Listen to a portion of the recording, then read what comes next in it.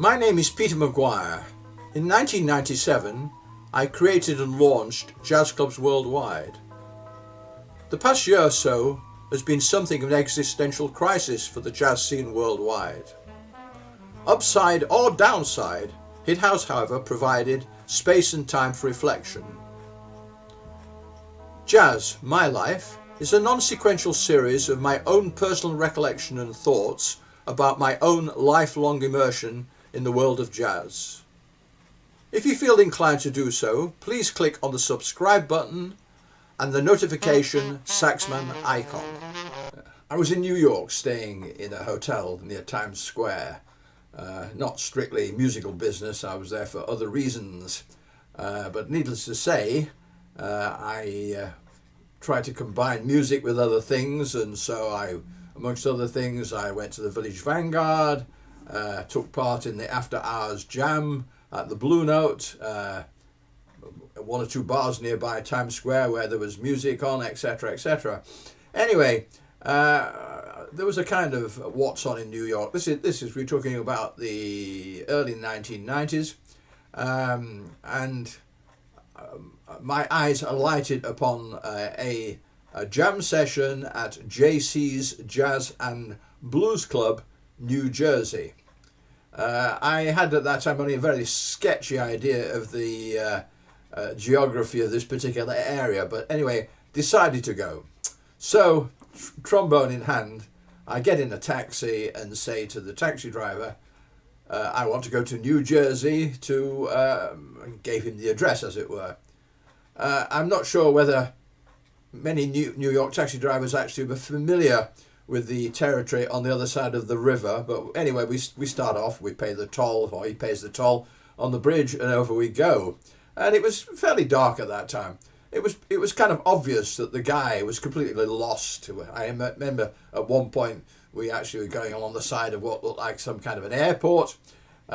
Anyway, we eventually end up in the area where JC's Jazz and Blues Club was located. Again, I'm not terribly familiar with the area, but it seemed very kind of desolate and derelict. One real oddity, there was what appeared to be a Woolworths in the middle of a really kind of run down and derelict area with beautiful gilded frontage with green paint. It looked totally incongruous. Anyway, we arrive at the door of JC's Jazz and Blues Club, and we're getting out, and the taxi driver said with some trepidation, "You're not going to go in there, are you?" Well, danger really hadn't kind of entered my head, so no problem. So he disappeared off into the night, and we went.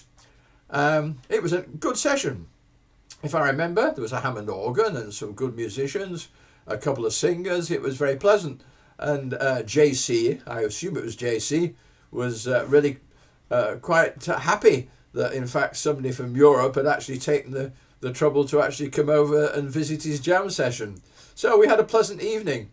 At the conclusion of the evening, we got to call a taxi. And we had a very similar situation again. Whether the taxi drivers in New Jersey were used to crossing the bridge, I don't know. But we arrive at the bridge and he pays the toll. And we cross over into New York. And we actually, the hotel was actually just off Times Square, so not exactly difficult to find. But this taxi driver was obviously totally unfamiliar with central New York and actually had to stop several times before he actually found where we were staying. And he dropped us off in Times Square, which at that time, I think perhaps it's changed, was full of hustlers and hot dog carts and general layabouts. This was probably 2:00 in the morning. But it was a really, really interesting experience. I had along with me a guy who wasn't really on the jazz scene, just a business associate, who in fact was a great major fan of Blondie.